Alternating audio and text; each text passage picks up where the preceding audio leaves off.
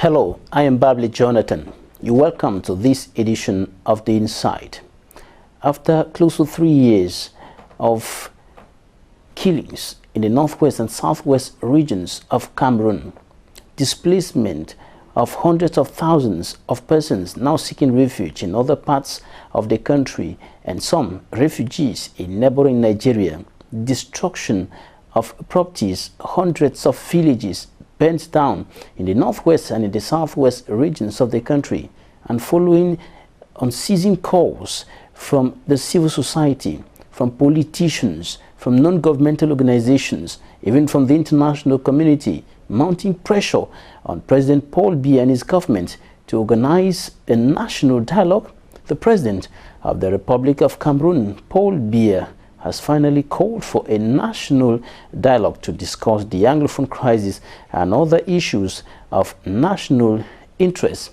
And we're going to be talking about this in this edition of the program. The speech of the President of the Republic of Cameroon, in which he announced the national dialogue, attracted contradictory or convergent and divergent reactions.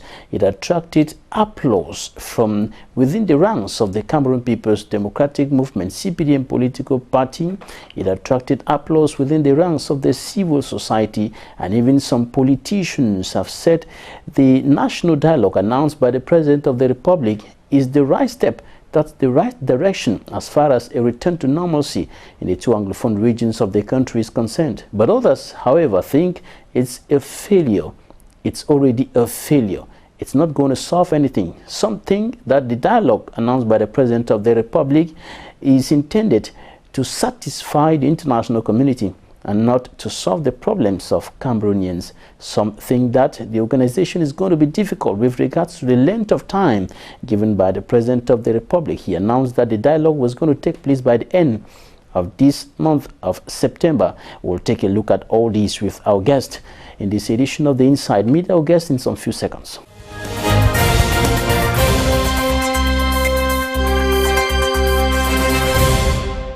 Our guest is a bold, charismatic, fearless, and outspoken man of God, Christian Cardinal TUMI, Archbishop Emeritus of the Douala Metropolitan Archdiocese of the Roman Catholic Church, Chief Convener of the Anglophone General Conference, an event that ought to have taken place before now, an event that was intended to bring Anglophones together to discuss a way out of the Anglophone crisis, to discuss ideas that could be tabled during an event like the one convened by the President of the Republic talking about the national dialogue.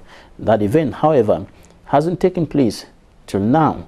We'll be talking about this with our guest, Christian Cardinal TUMI. You're welcome to the program. Thank you.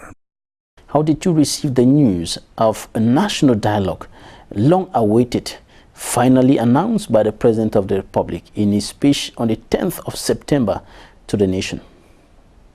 As you have said,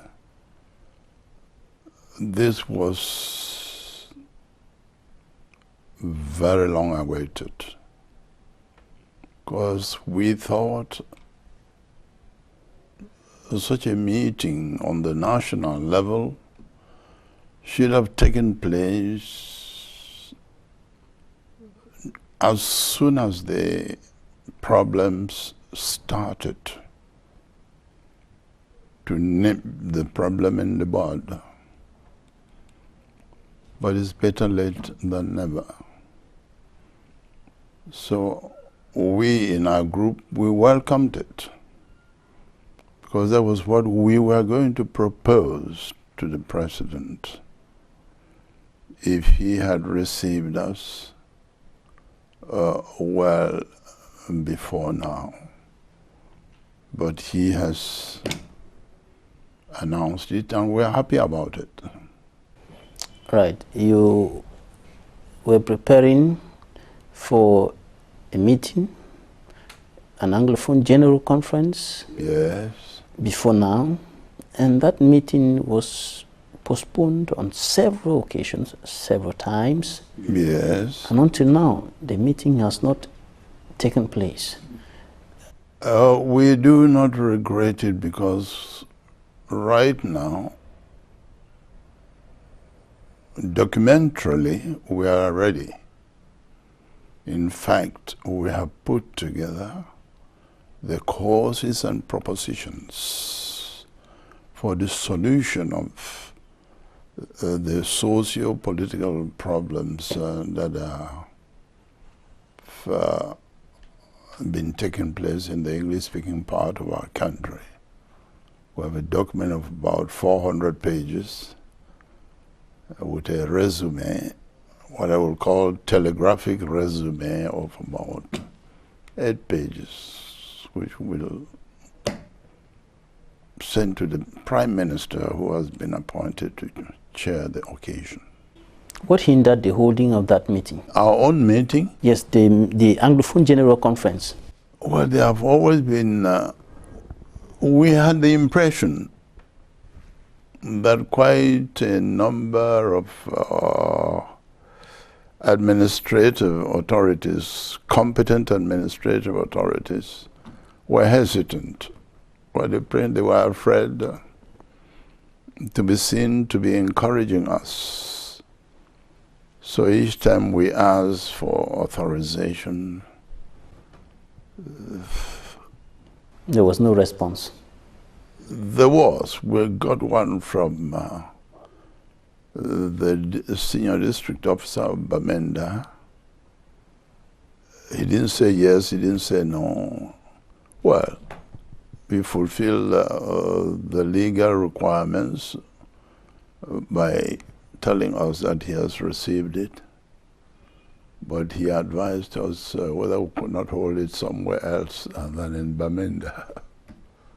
What can possibly explain some sort of fear, the fear that is being expressed? I don't know. Are they afraid of Christian Cardinal TUMI? Afraid of what can I do? And what have I ever done? Nothing. Some of them have been saying that you've been too very critical, very hard on the government. And some have even gone as far as saying that Christian Cardinal TUMI had some hidden agendas. Yes, there is nothing I say in private that I will not say in public, as far as the political life of our country is concerned. And I can claim to be one of the elders of this nation. There are very few Cameroonians who are of my age. So why should I fear this at my age, to say what I think is for the good of our country? Are you still working towards the holding of the Anglophone General Conference? I do not see the need now, because what the president announced is what we are going to propose to him. Our idea was to study it, to find out the causes and make propositions for the solution of the socio-political problem that our country is undergoing. That was our aim. So are you concluding that the AGC has failed? No, it has not, because we have, as I say, we have worked and the fruits are there. In fact, the Prime Minister has already the resume of the causes and propositions, but we have a detailed study of the situation that we'll hand over to him. And now you think that is no longer necessary, but is one of the preconditions highlighted by the Social Democratic Front and submitted, of course, to the Prime Minister for onward transmission to the President of the Republic. The SDF thinks that there should be a pre-conference for Anglophones to meet and discuss and harmonize their ideas, their opinions about the problem, to avoid some sort of a cacophony that occurred during the tripartite conference of 1991. Well, that's their opinion. We have our opinions. We thought also that way right from the start to meet and agree on what the true problems of the Anglophone are, you know. So that was our aim. And I think I can claim that we have an idea, because we sent out a questionnaire, don't forget, and quite about 1,000 people reacted. And we have put our findings together. We have an idea now. That is our group, AGC, of what we can say the Anglophones think.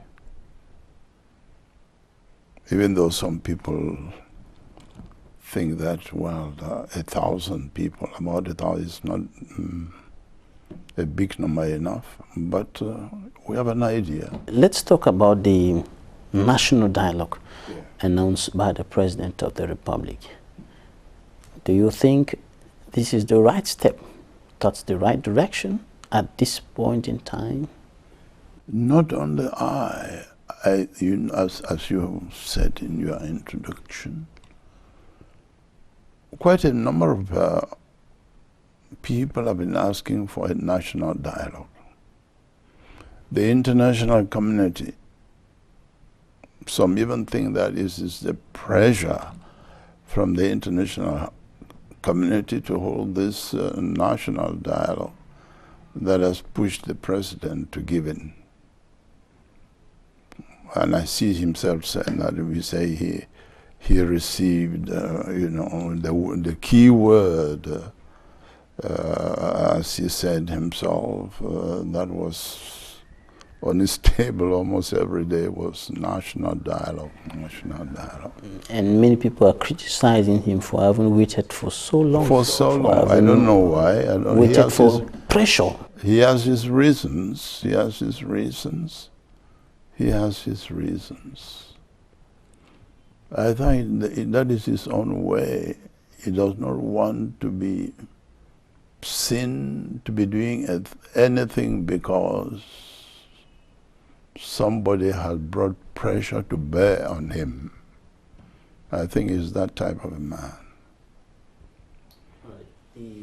He said in his address to the nation that the national dialogue will be coming up by the end of this month, of September. We are barely 2 weeks to the end of the month. Yes. When you look at the length of time, is it commensurate to the importance of the event? Is it equal to the importance of this event qualified as historic? Let's wait and see how it will be organized. It's they who will organize it. If I compare it to the meetings we hold, and when I say we, that is the Catholic bishops of the world, with the Pope, it takes us at least 1 year to prepare, you know, before coming to meet with the Pope for about a month in Rome. 1 year to prepare. Yeah. And here we're talking about 2 weeks. Yes. Talking about 2 weeks. Well, it depends on the nature of it. With regards to the Would it be a one-day seriousness of the affair problem. or 2 days? I don't know what the length of the sitting will be, you know. You think it should be a one-day thing, 1 month? I don't think in 1 day we can do much. Of course, we have to gather opinions, listen to various groups, then put together what the various groups have presented, then draw out the major ideas, and then vote, make our propositions that will have the head of state to bring out a document, you know, and maybe propositions for the revision of the Constitution, you know, I don't know how that will happen. But I think that 2 weeks is not much, it's short. That's why some politicians have been raising concerns with regards to the length of time, consultations that have to be done at the national level, consultations out of the country, and all other organizational factors. I think the short time shows the urgency of it, in my own judgment. It shows the urgency of it, you know, but should we precipitate? Should we rush? Will it not have an impact on the outcome, on the final results? That's what I'm saying. It depends on the speed of the work. How shall we be meeting? 1991 meeting, it took some time. You know, myself, I was a bit surprised that within such a short time we could come out with something reasonable, well reflected upon. The President of the Republic announced that the Anglophone crisis was going to be the major issue. The principle on the table, but there are other things. What I understood from that was that even the discussion of the Anglophone, it touches the national life. We cannot not talk about that. That's the way I understood him. Because the Anglophone socio-political problem in itself can take us a month, I think, if we want to listen to people. And that's why some school of thoughts have been saying that it should be a dialogue on the Anglophone crisis, not on the Anglophone crisis and other things. No, the president said the principle. We cannot discuss the Anglophone as if it is in a vacuum. No, it touches also other issues of national interest. Other areas of our national life.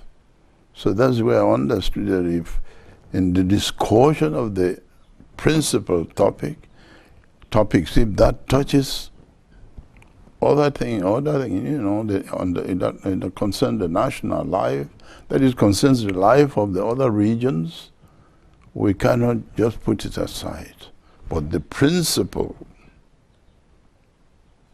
the reason for the dialogue is to see how to come out from the Anglophone socio-political problem.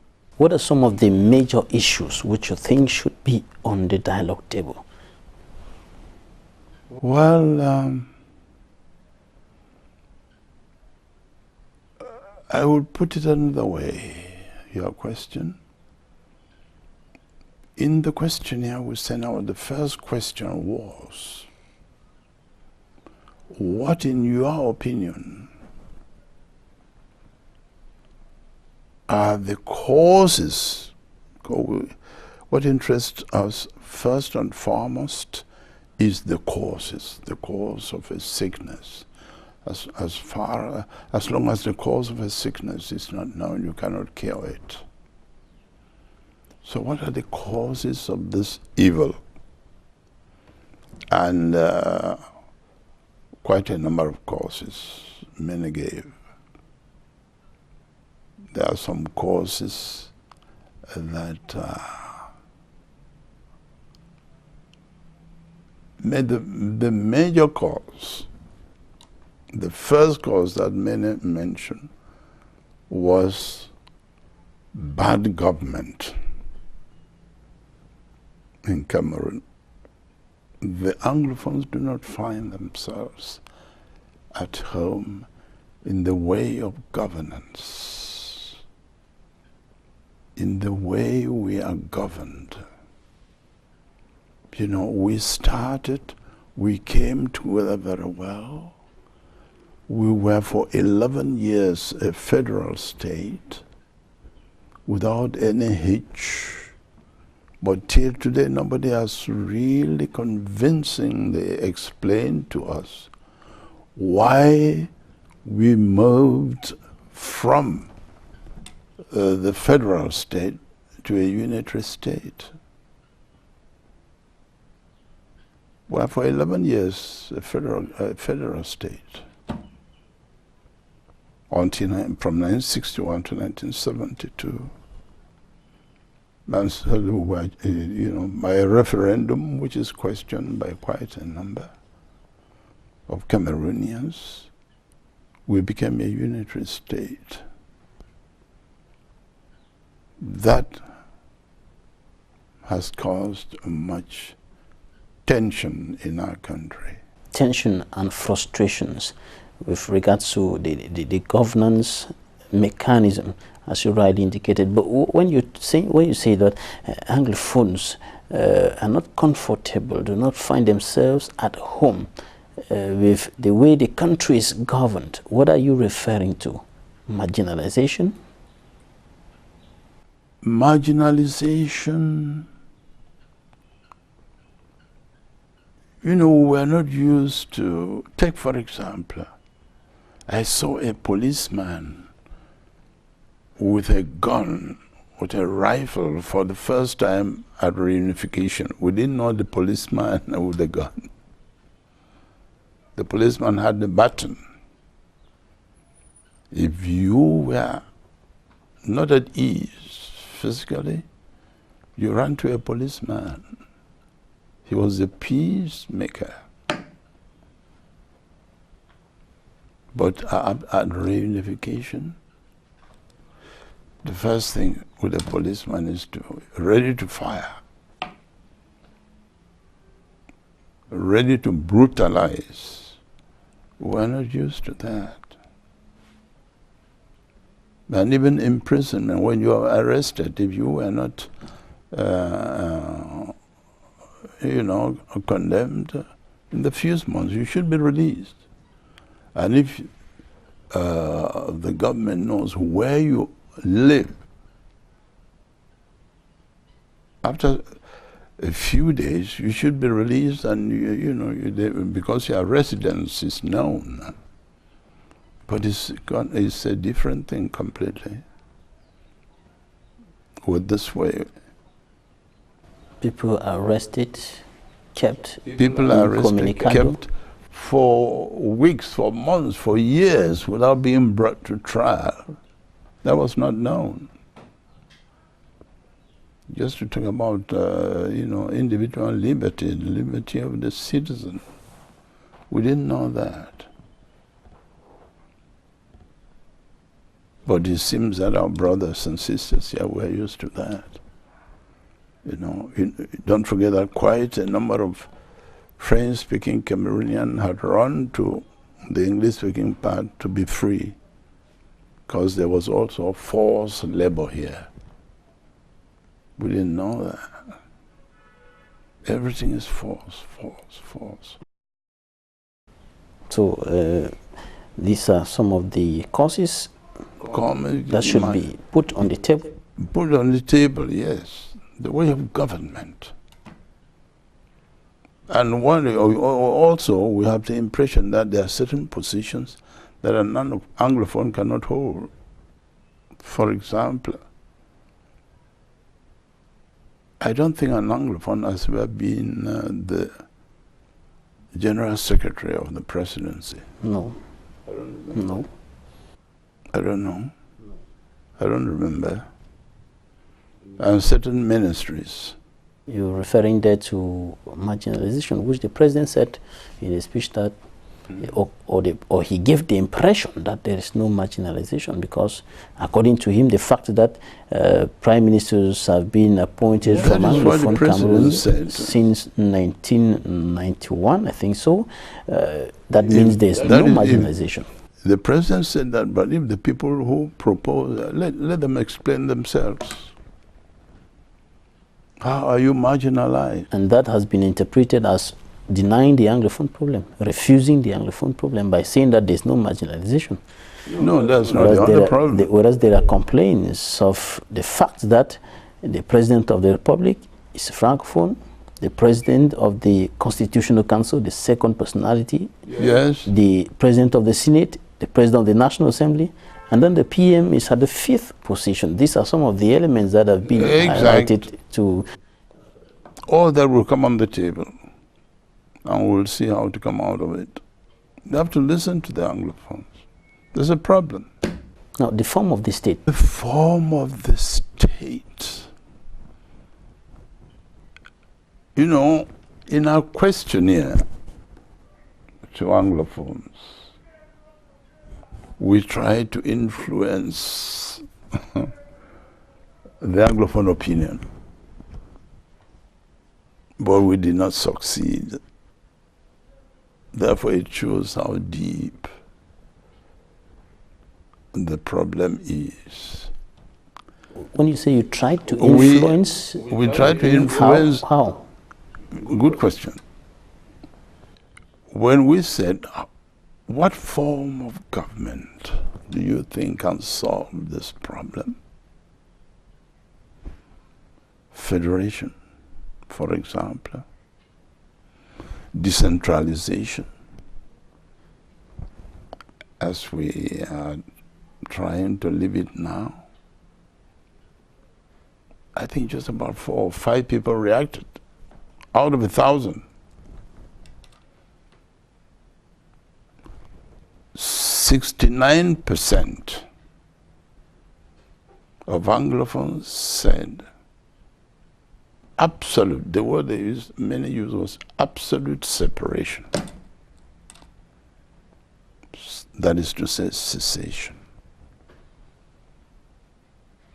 What? Who was taken aback. Cessation was not on the questionnaire.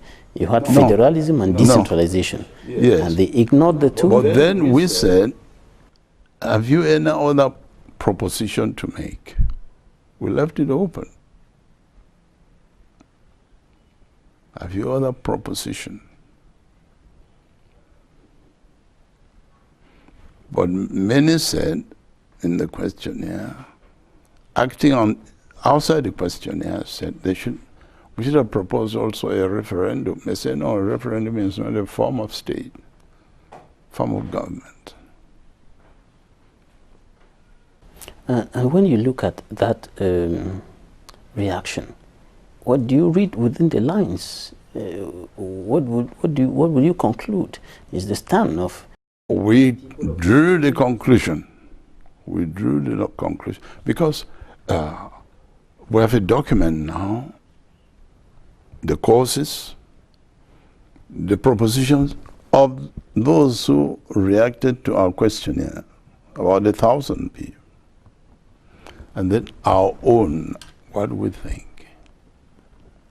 For those who reacted to our questionnaire, 69%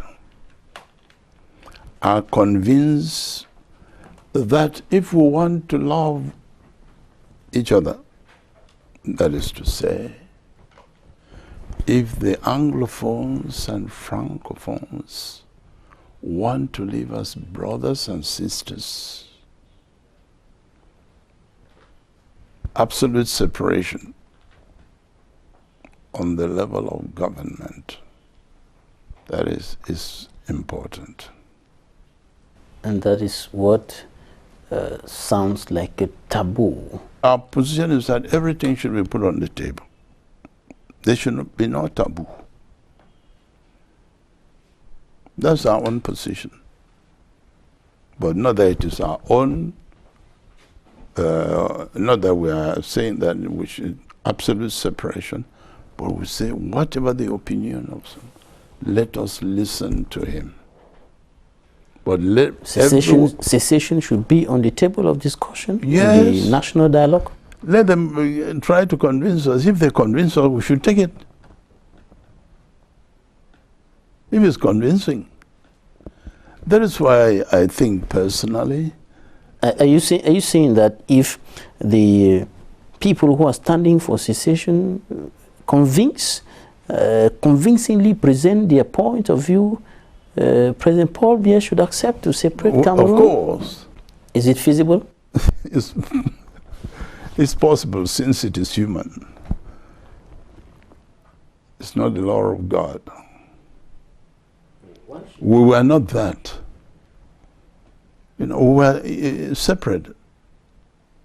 Were we not? We were. Do you think that separation is going to solve this problem? Personally, do you think that separation can solve this problem? Of course. This is not my position. My position is federalism, if you want to know my political conviction about this country. My position is federalism. That's my position. But there are a set of people who think that... Because that is what we voted. I was 32 in 1961. We fought for a reunification. And I've never changed one bit.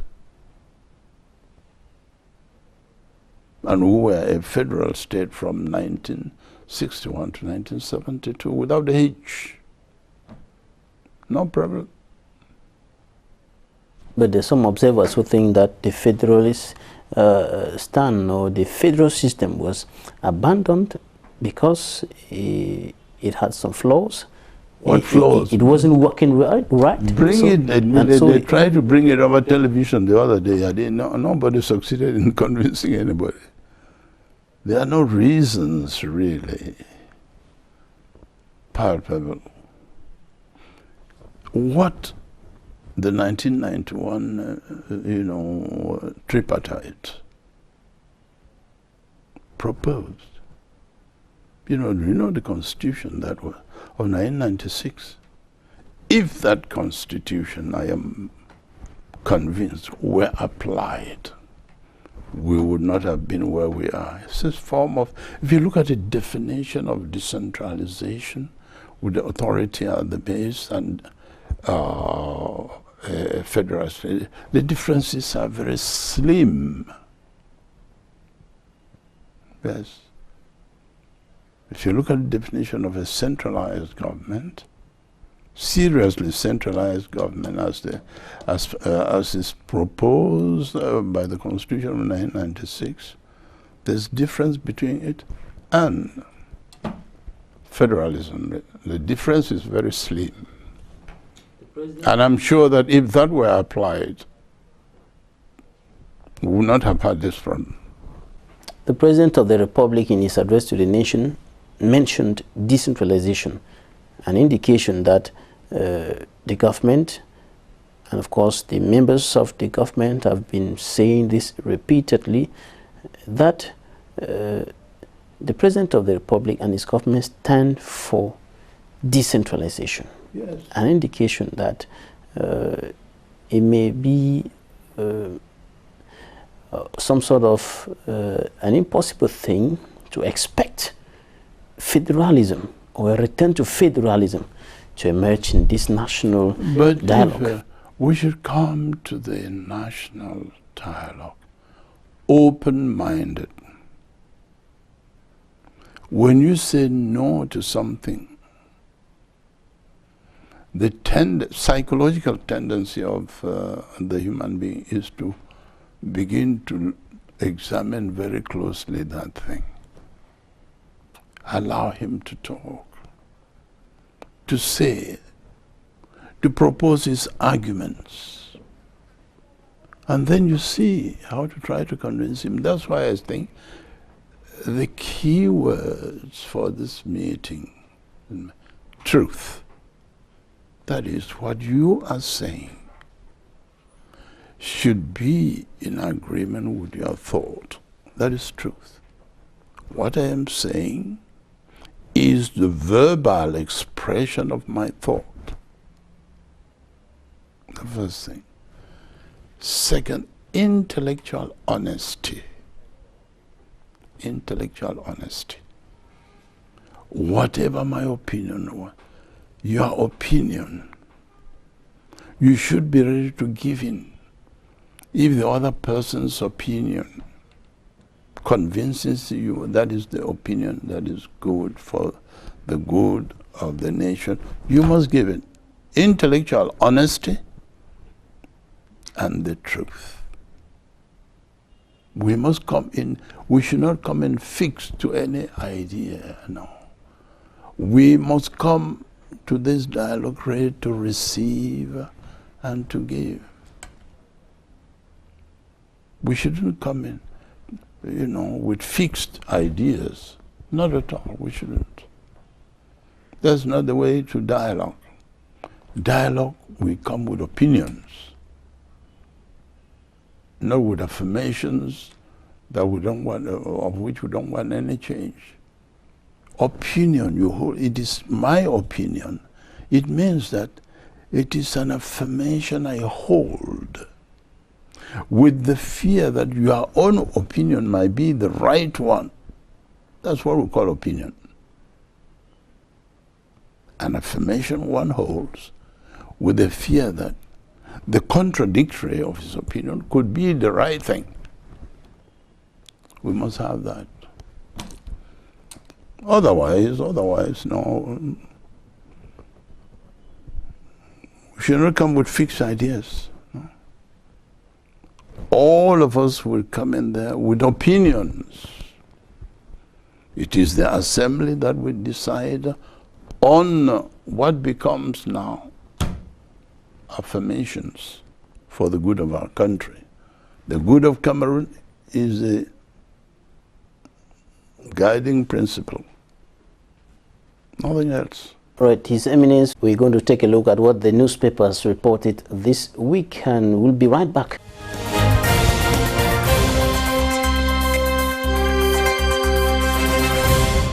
The post-weekender qualifies Cameroon's President Paul Biya as a tough-talking head of state who convenes a national dialogue at last. The Median reports that the inclusive national dialogue convened by President Paul Biya is intended to sweeten the nation's sour mood. According to the Guardian Post, President Paul Biya makes more concessions to Anglophones as he opens up for dialogue, as reported by The Reporter. The Voice highlights the truncated nature of President Paul Biya's dialogue. The Sun reports that President Paul Biya's dialogue is backed by the United Nations Organization. On the front page of Eden, tit for tat in Kumba, southwest region of Cameroon, as Meme Senior Divisional Officer challenges lockdown by separatists and enforces his own on Saturday and Sunday. The Guardian Post says a panicky Cameroon government is battling to frustrate lawyers' strike.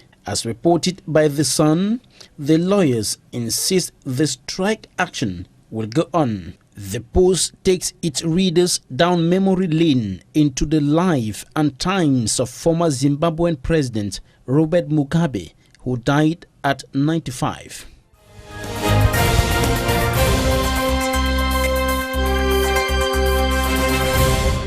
His Eminence Christian Cardinal TUMI, Archbishop Emeritus of the Douala Metropolitan Archdiocese of the Roman Catholic Church and Chief Convener of the Anglophone General Conference, the President of the Republic of Cameroon, Paul Biya, said he wants a dialogue with all the sons and daughters of the land, an inclusive dialogue. But he went further again to say propaganda by separatists gave the impression that the fact that there are some Cameroonians who are in jail, Sisiku, Ayoktabe, 9 other Anglophone leaders, many other Anglophone detainees or detainees of the Anglophone crisis, Maurice Kamto, national president of the CRM political party, his allies, other leaders of the party, militants who are being described today as political prisoners. The fact that they are in jail is not going to hinder this dialogue. The separatists had given the impression, according to the President of the Republic, that it was going to hinder the dialogue, but the President said it will not hinder the dialogue in any way. And talking about those who are in the diaspora, he also said that those who are masterminding the happenings in the northwest and the southwest regions of the country will be punished according to the law. And this has equally been interpreted by people like Barrister Alice Com, that as discrimination, already discriminating, saying these people are not going to take part, these people. What do you think about this? Well, I think those who have already been arrested, why were they arrested? The law should have its way. Did they go against the law of the nation? Yes or no? They say some killed. Did they kill? Has it been proved? Why were they arrested?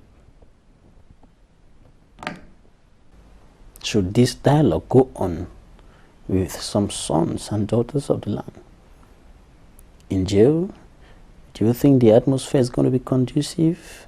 Can you come to the dialogue table with somebody who is holding your brother, your sister, your mother, your leader in detention and talk with him freely? Do you think this dialogue can succeed with these persons in detention? As I say, why was the person arrested? It must be proved legally that the person is a danger to society before you keep him or her behind bars. If the person is a danger. One of the preconditions given by the Social Democratic Front is that there should be general amnesty for all these people. There should be conditions that will enable those who are in the diaspora to come home and take part without being afraid of being arrested, and there should be a ceasefire. I agree with that. I don't think we should put that as a condition sine qua non. I don't think so.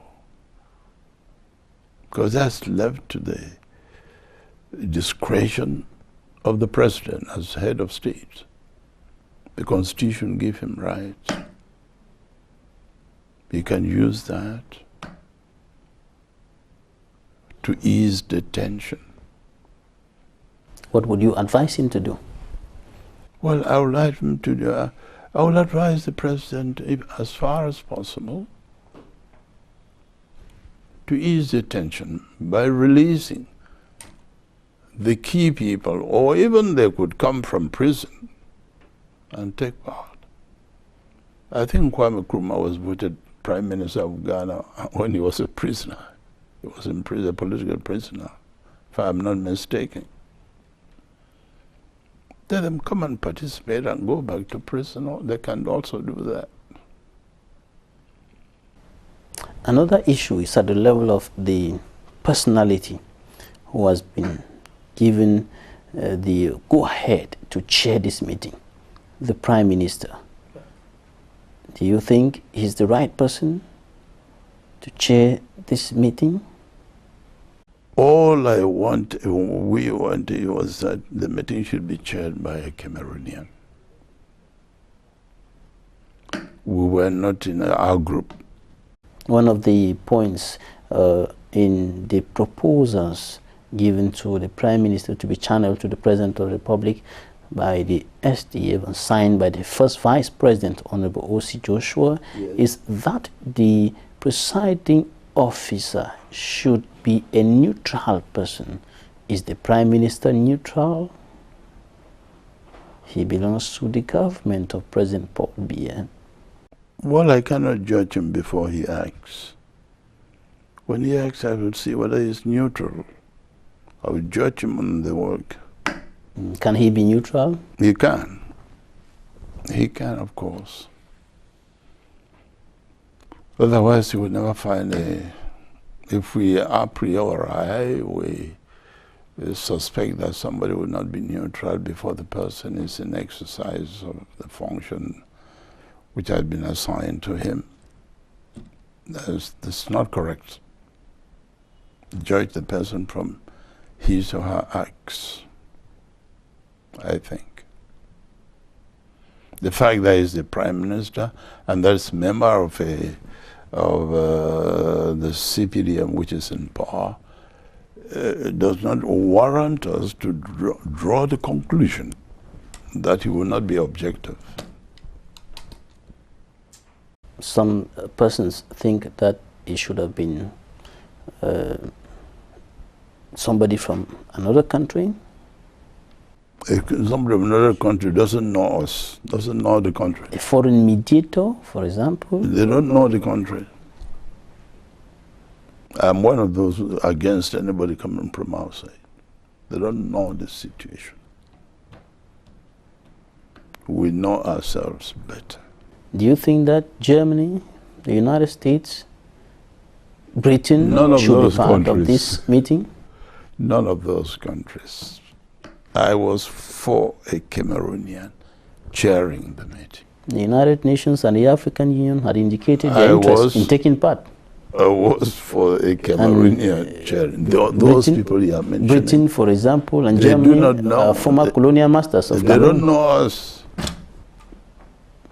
So they shouldn't be part of this meeting. It should be an exclusively Cameroonian meeting. It can be. They can come as observers to see the way we do things. Cameroonians should be in charge. That's what the Cardinal is saying. Fully in charge. We have matured people who can. And if I can assure you that if they are not objective, there will be uproar in the hall. If they try to not to be objective, there will be a problem in the hall. I am sure of that. There will be problems in the hall. Yes, if they do not, if the other people see that they are bending towards favoriting something of their party, giving their party advantages, there will be a problem. Will their voice be heard with the presence of security and defense forces? Don't forget that the 1991 meeting was chaired by the Prime Minister. The then Prime Minister? Yes, who was of the party. And it went on well. No hitch.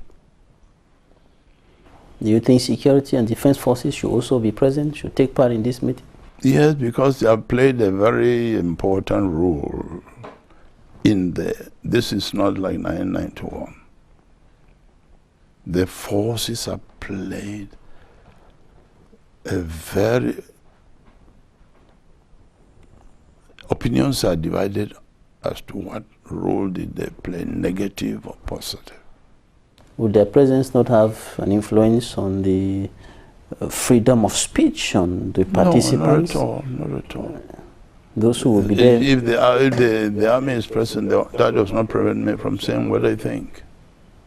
But everybody is not like Cardinal TUMI. Many may be afraid to talk and be arrested later. In there, that is outside that maybe, but inside that meeting, everybody should be free to say what is in his or her mind without fear of any reprisals. Otherwise, there's no use. Because the president is calling even those who have arms to come. I'm citing him. It is the president who called the meeting. What about those who are carrying arms in the bushes, the separatists? Let them come. But the guarantee of not being arrested is another question. Well, the president should respect his word, his commitment, public, international commitment before the world, that they will not be arrested. If they drop their guns and come back to the normal yes, they life should train. drop their guns. They should not be arrested. It is the president, he said that. If they spontaneously come and surrender, they will not be. That's what the president said, I think. Yes, he did. I heard him well. He did say so. He also said those who will continue to carry the guns of course, those in the who will bushes continue will to face fight. The military. No, those who will continue face the to military. fight, the forces of law and order have to step in. That's their work. And this has been interpreted as saying that the military crackdown in the northwest and southwest regions of the country will continue If at a time when there have been calls for demilitarization, there have been calls for a ceasefire to create an enabling environment even for children to go to school, even for this dialogue to take place in a comfortable environment.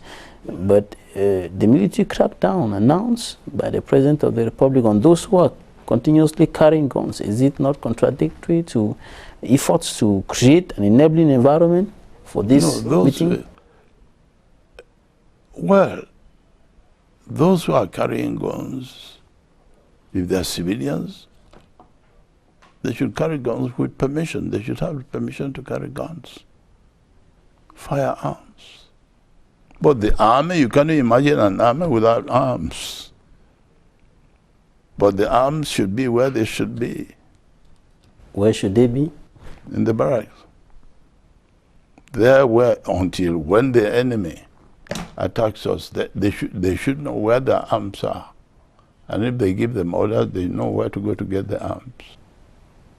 But now the arms are in the villages, in the streets of Buea, Bamenda, Kwakwa. Because the army is there.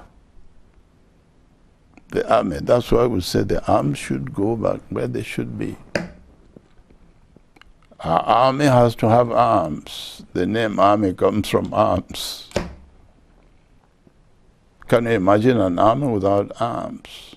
But any other person, citizen, requires permission to have firearms, either to protect himself or herself. We'll take some interviews and we'll be back in some few minutes.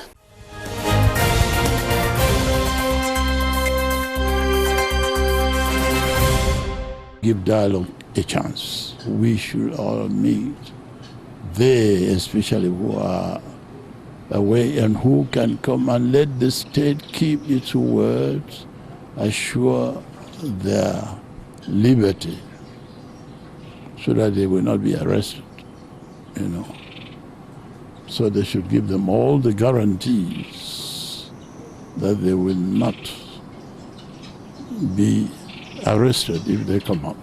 And let us hope that things would turn out to be well for the peace of our country. We need peace.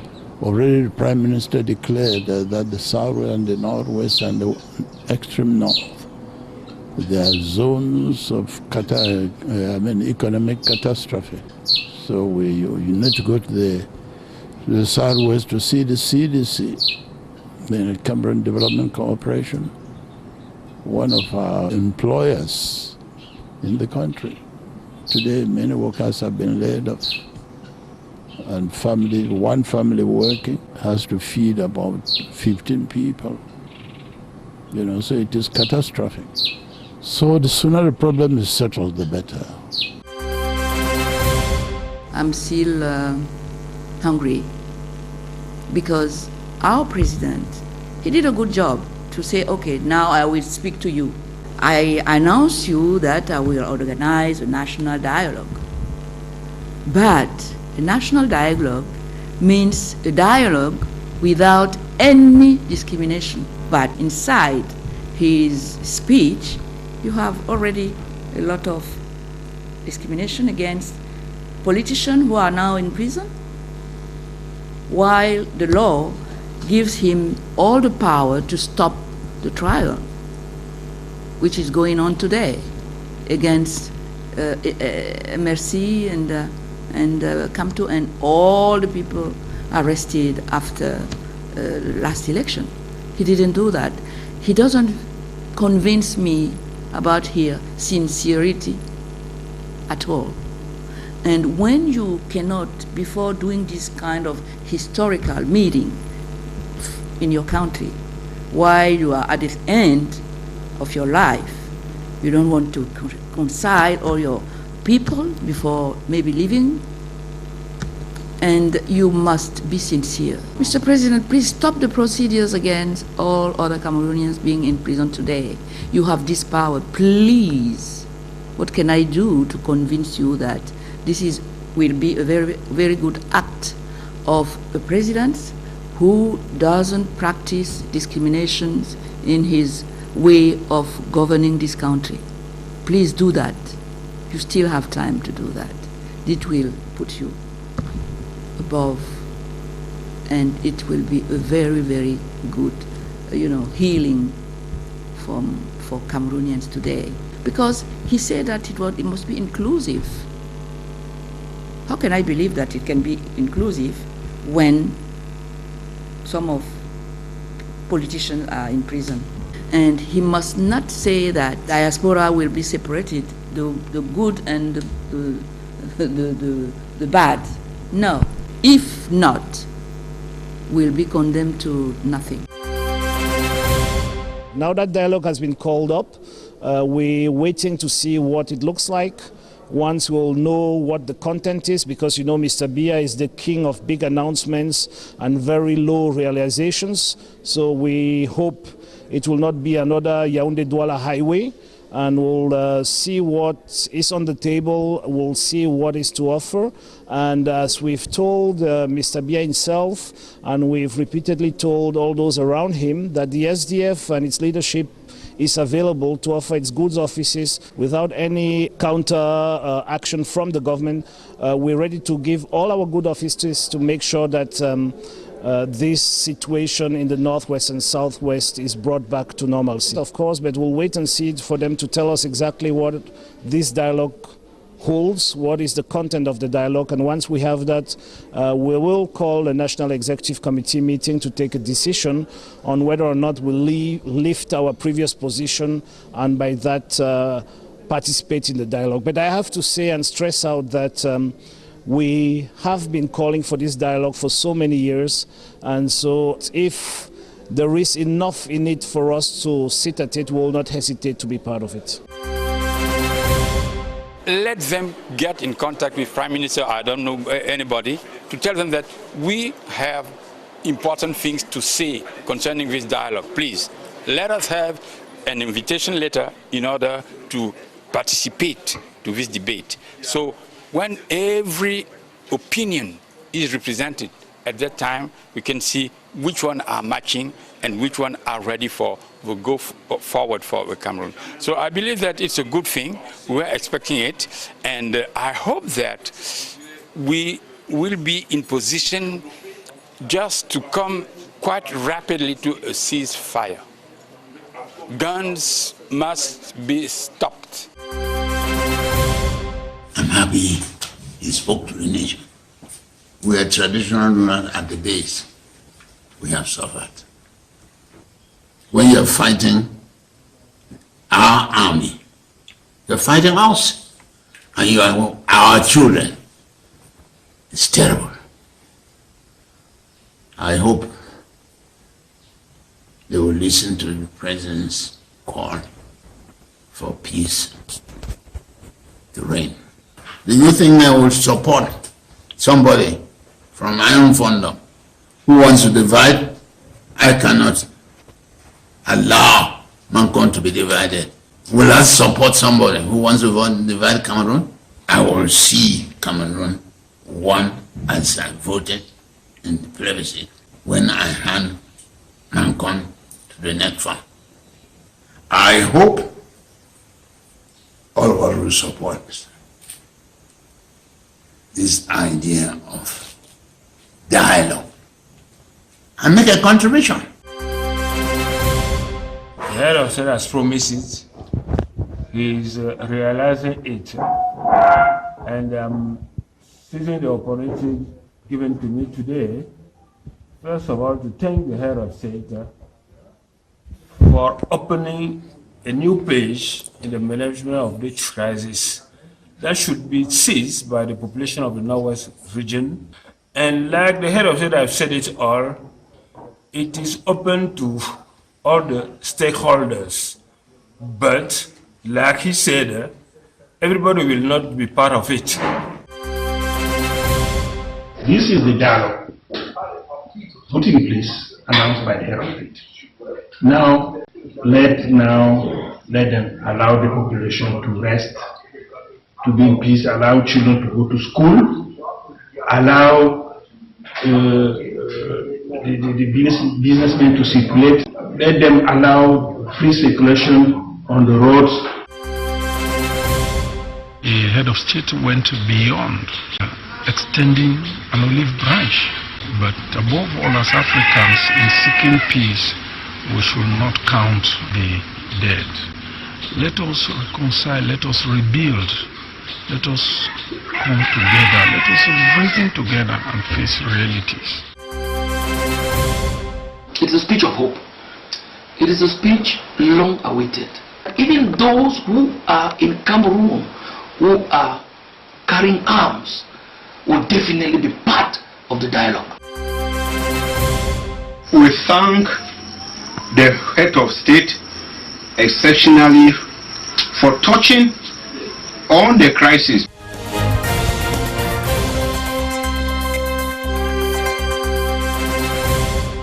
His Eminence, how do you see the future of Cameroon after this event? The future of a country is in our hands. Nobody can build Cameroon for us. I think that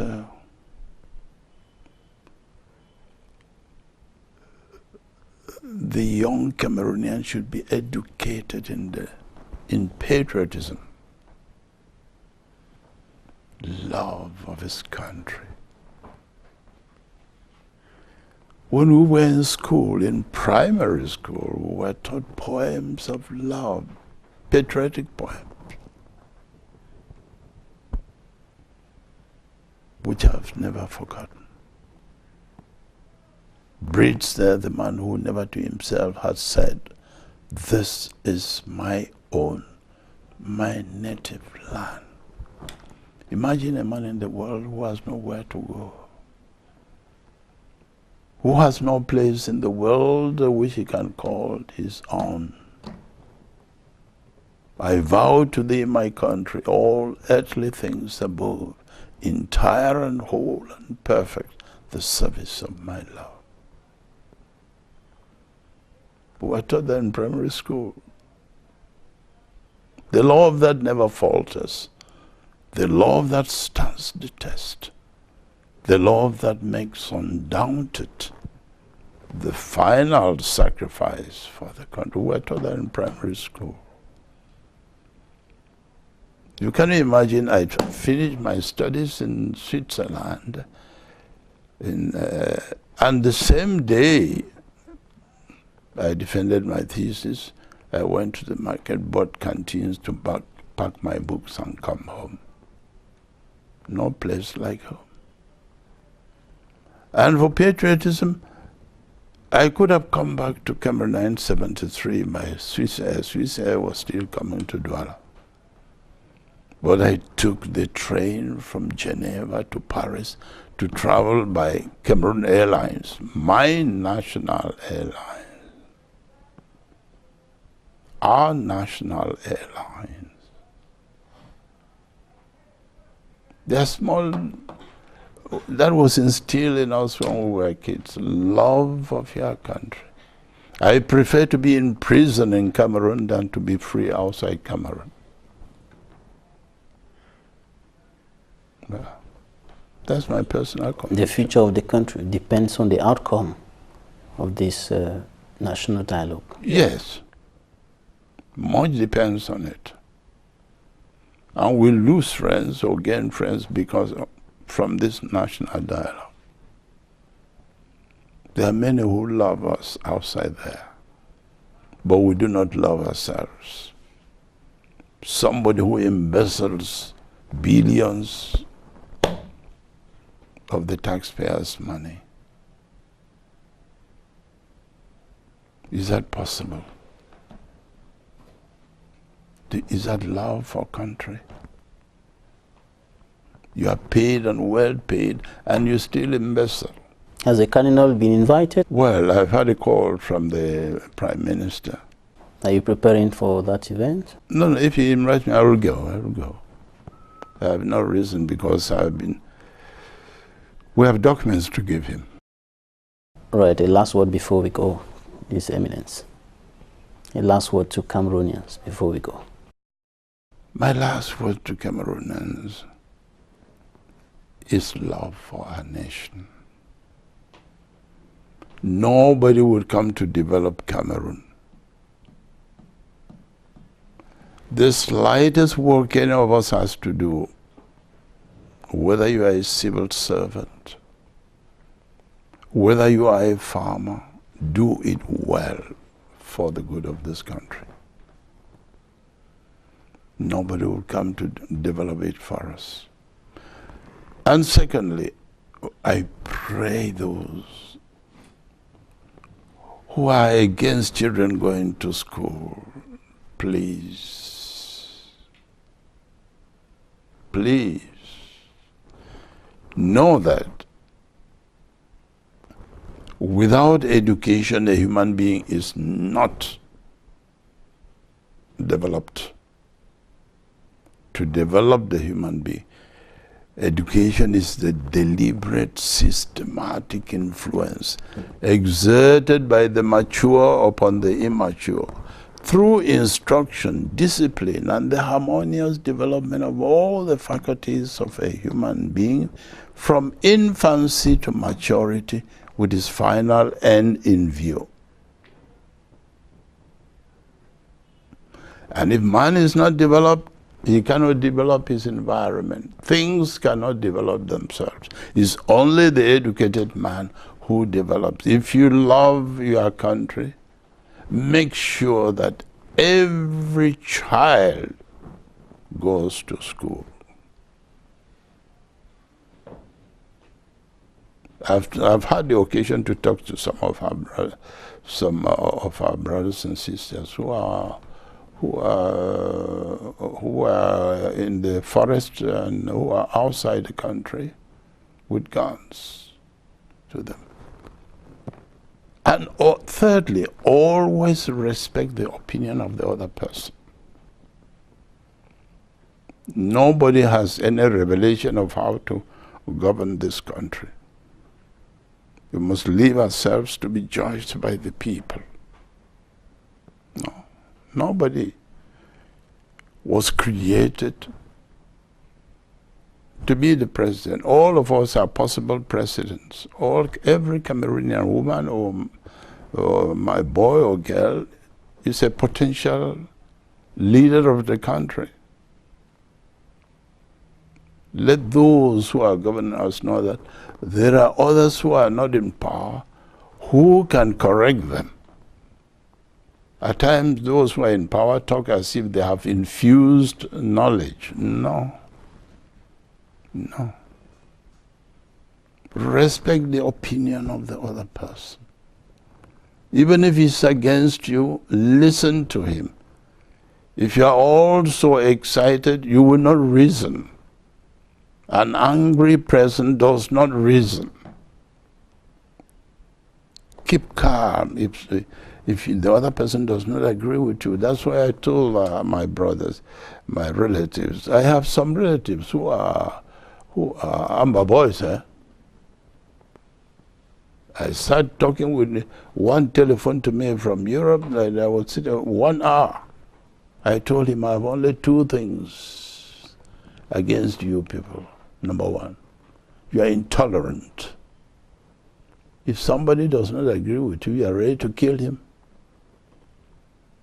They threatened our former coordinator, Dr. Monzo. They marked him with red ink that anybody who sees him anywhere in Buea should kill him. They even said, we know where your wife is. If we don't see your wife, we know where your children are. Because he holds other or another political conviction than their own, different from their own. No, respect. Let us respect the opinions of one another. Whatever they may hold is an opinion. And I said the second thing is your interference with children going to school. No, no, no. His Eminence Christian Cardinal TUMI, Archbishop Emeritus of the Douala Metropolitan Archdiocese, Chief Convener of the Anglophone General Conference. Thanks for your time. Thank you for giving me the occasion to express myself on quite some of these points. Thanks, ladies and gentlemen, for staying with us. That's it for this edition of The Inside.